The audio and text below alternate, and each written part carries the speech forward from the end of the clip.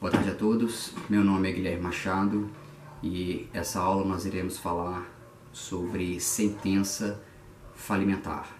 Então, dentro da falência, as sentenças possíveis que podemos observar.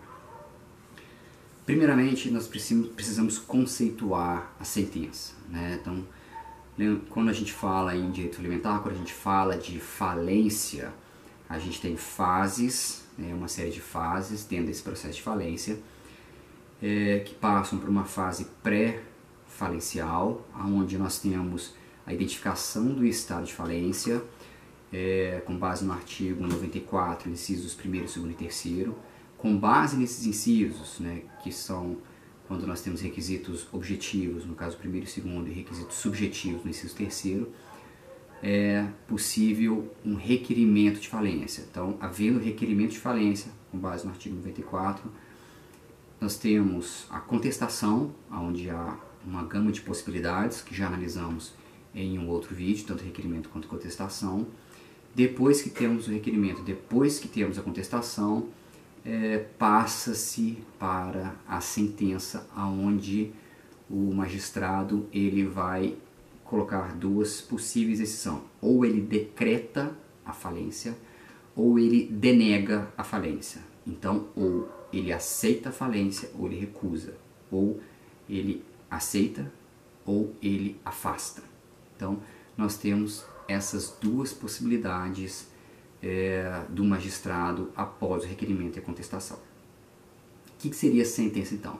O conceito de sentença está lá no artigo 203 do Código de Processo Civil. Então, no parágrafo 1º, vou ler para vocês.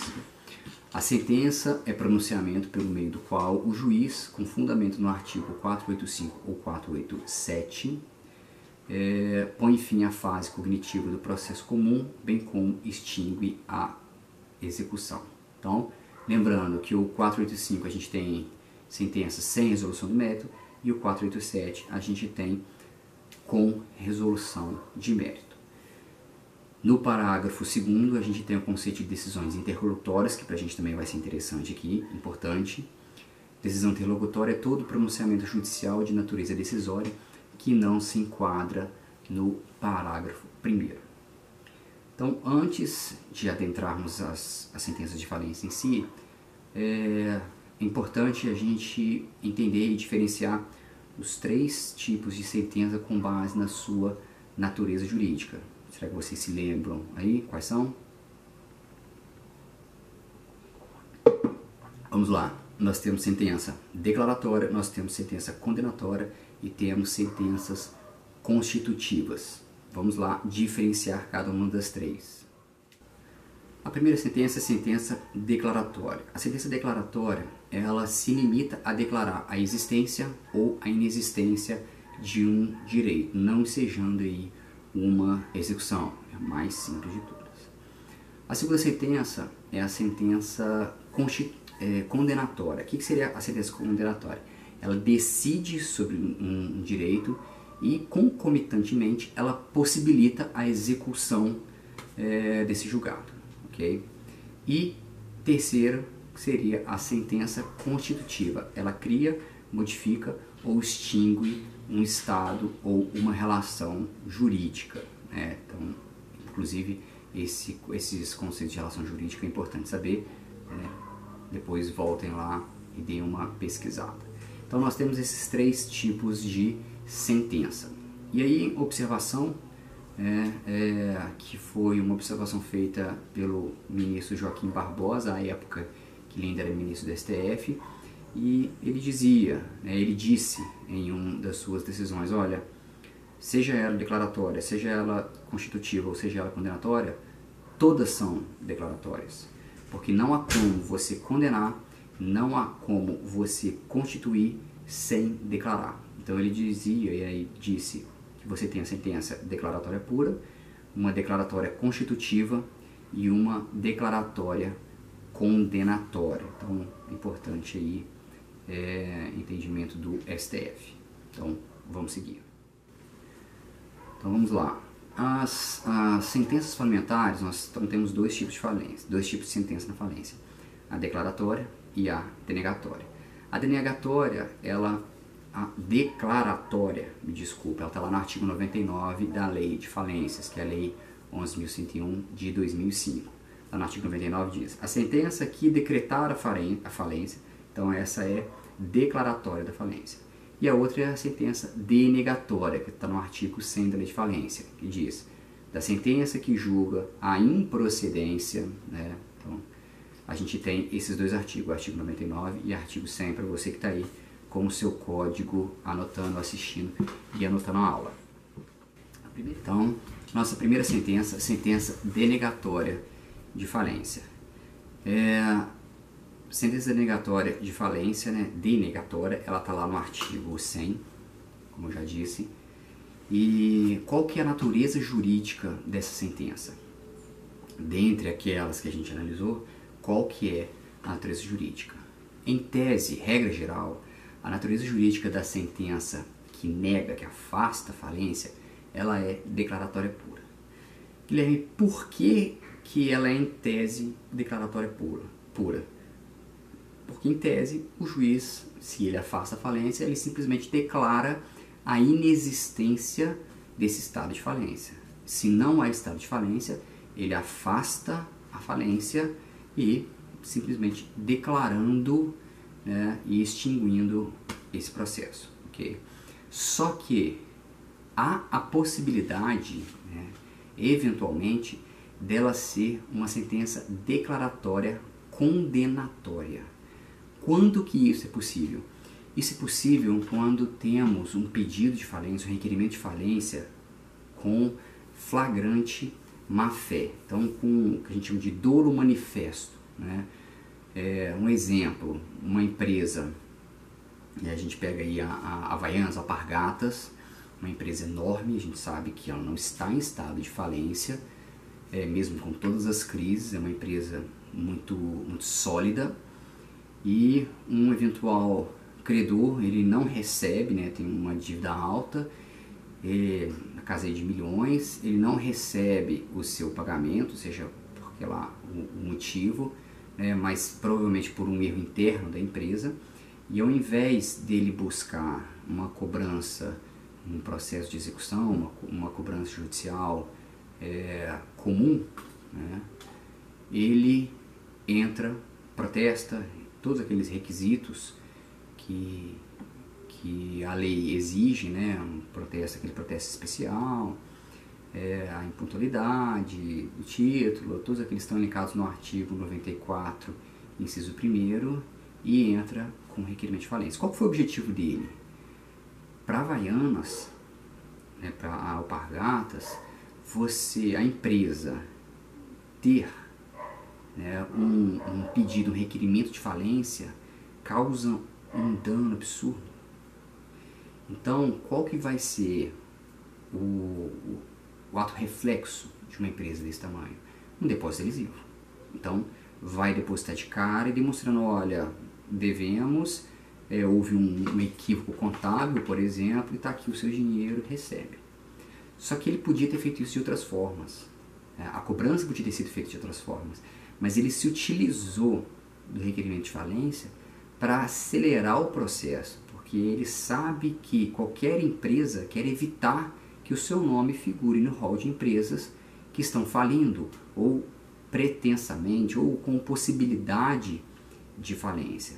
Então, nesse caso, houve flagrante má-fé por parte do requerente, por parte do credor. E nesse caso, onde há flagrante má-fé, a lei de falência, ela possibilita que o juiz, né, que o magistrado, na mesma sentença que afasta a falência, ele determine uma indenização.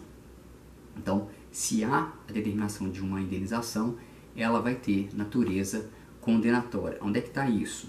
Isso está lá no artigo 101 da Lei de Falências, grifa aí no seu código, no seu vadimeco. Quem por dolo requerer a falência de outrem será condenado na sentença que julgar a improcedência, o pedido, a indenizar o devedor, apurando-se as perdas e danos em liquidação de sentença. Então, a gente tem algumas ponderações a serem feitas aí.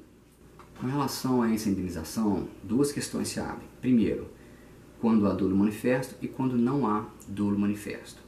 Primeiro, quando há dolo manifesto, né, quando é flagrante a má-fé, a intenção de prejudicar, essa indenização ela vai apurar danos materiais. Então, quando a lei diz lá perdas e danos, são danos materiais.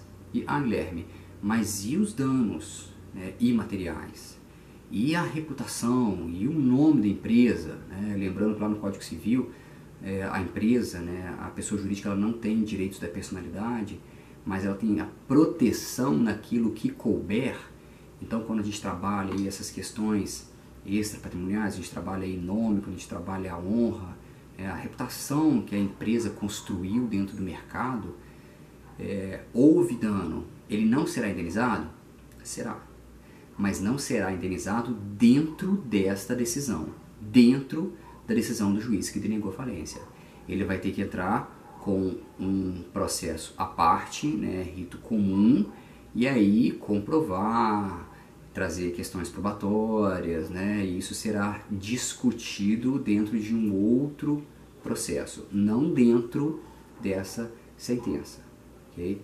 Então, ali, o dano é meramente material. Então, é reconhecido em sentença e, posteriormente, como o próprio artigo 101 diz, com fase de liquidação para apurar o quantum, o valor a ser ressarcido a título de dano material. A segunda questão é, sem dolo manifesto. E se não houver dolo manifesto?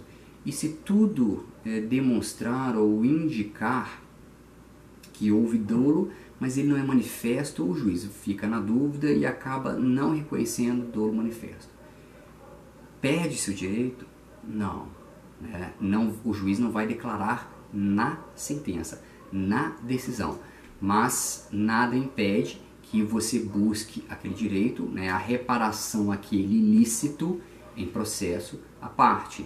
E aí você vai trazer novas provas e fundamentos para que o juiz, né, na análise, na hora de realizar o juízo culpado inocente, na hora de decidir, ele vai ter um arcabouço probatório mais sólido, mais rígido, para poder fundamentar aquela decisão e aí, né, conceder indenização, né, com relação a danos materiais e a danos extrapatrimoniais, né, danos morais que a gente diz, né, mas o termo dano moral ele não é muito técnico, justamente, né, porque dano moral é espécie, não gênero, né, tem essa questão lá do direito civil, quer dizer, do direito civil parte geral. Então a gente trabalha aí, né, igual o direito português gosta de colocar, esse dano extra patrimonial.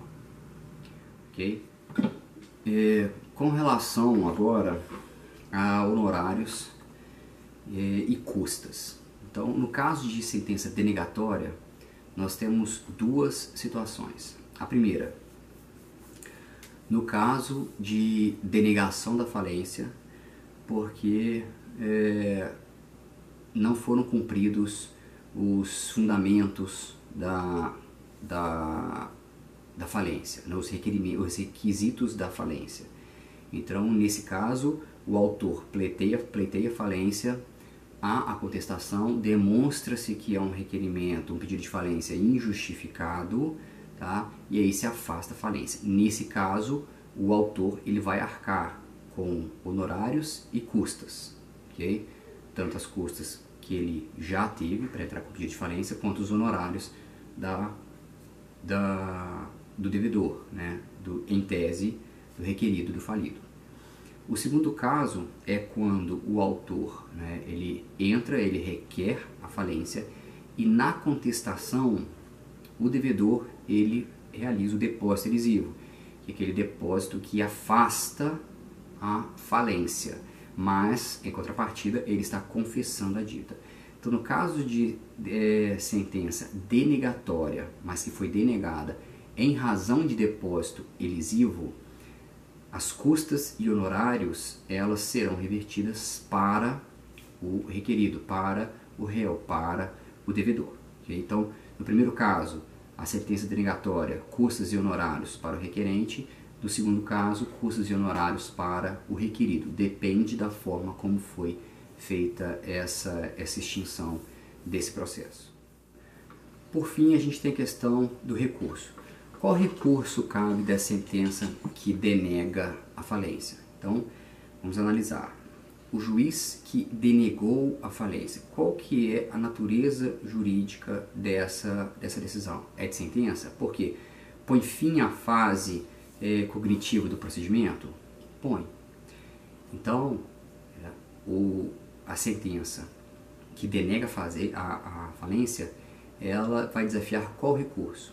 Então, nesse caso, a apelação. Então, está lá no artigo 100, da decisão que decreta a falência cabra-gravo e da sentença que julga a improcedência do pedido cabe apelação. Então, aqui a gente vai utilizar a apelação com base na utilização subsidiária do novo Código de Processo Civil, né, do Código de Processo Civil, conforme o artigo 189 da Lei de Falência. Né? O artigo 189 da Lei de Falência diz que quando ela conosco, você utiliza de forma subsidiária o processo comum, né? O Código de Processo Civil e, inclusive, também o Código Civil.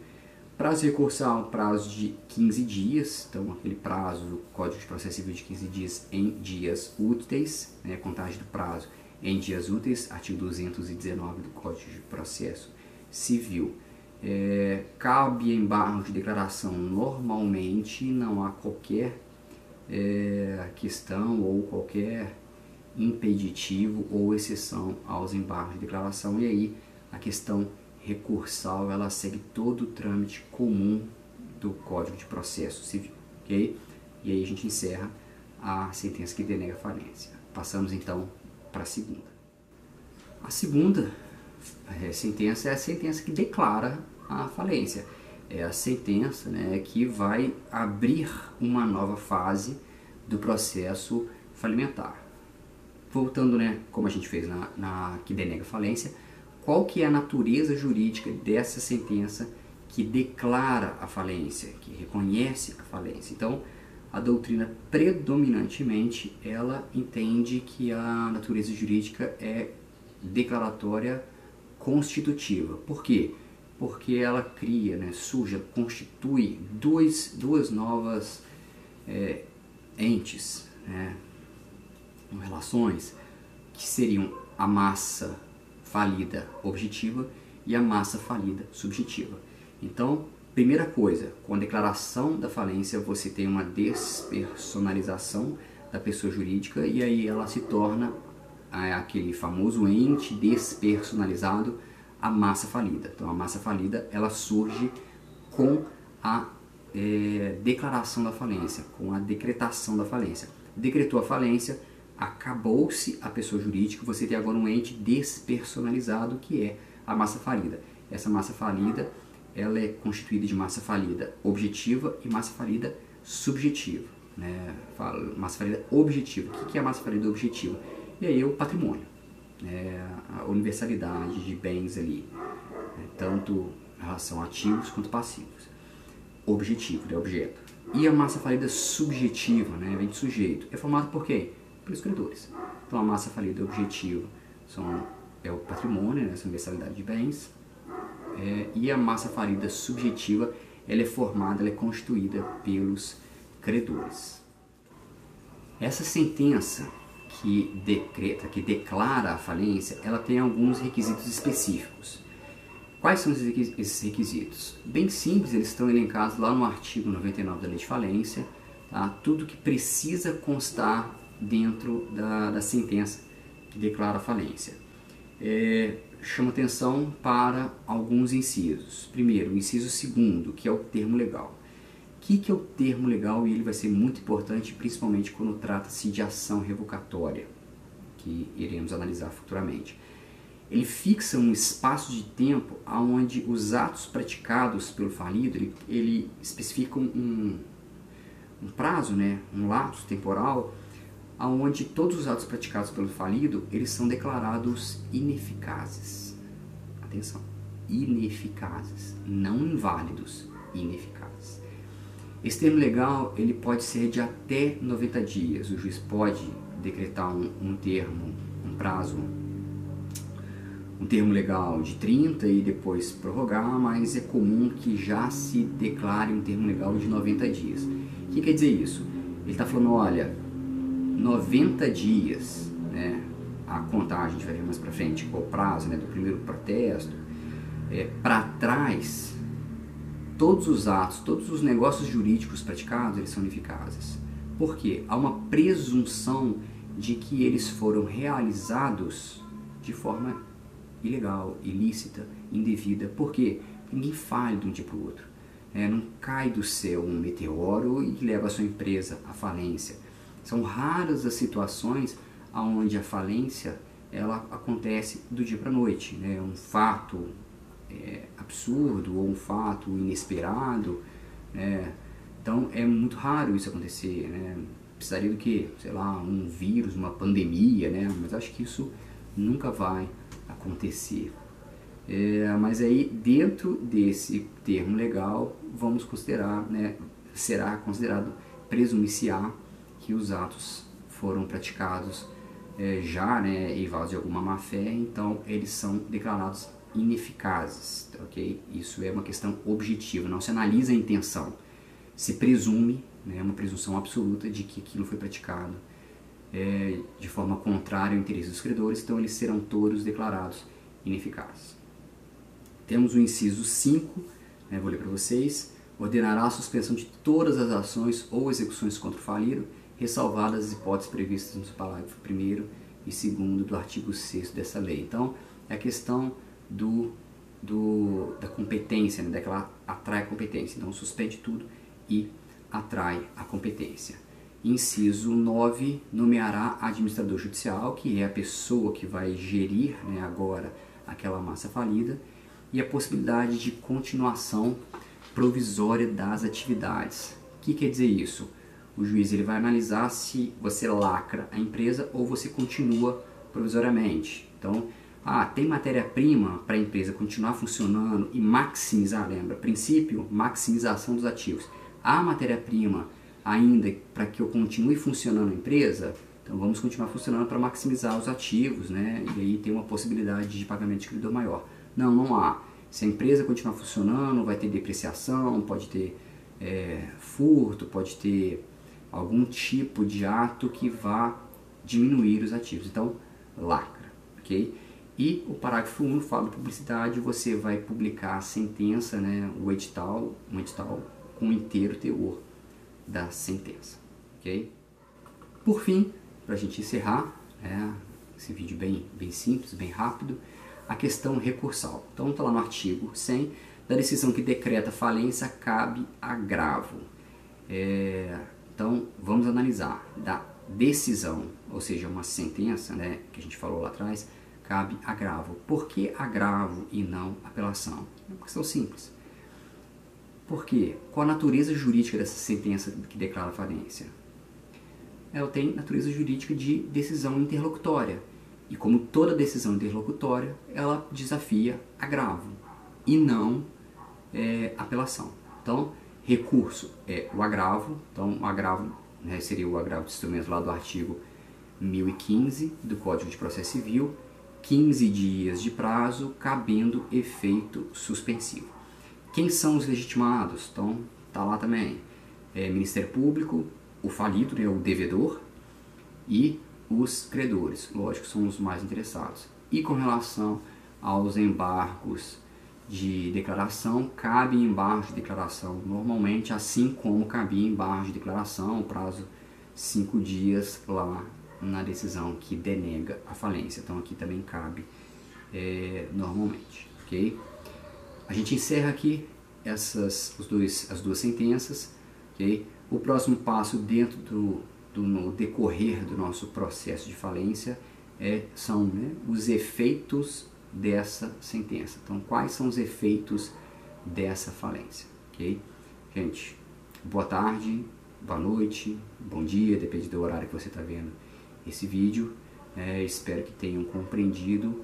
Dúvidas, sugestões, agradecimentos, manda pra gente posta pra gente nos nossos canais de comunicação. Não esquece de curtir e seguirmos. Um abraço a todos e até a próxima. Bons estudos.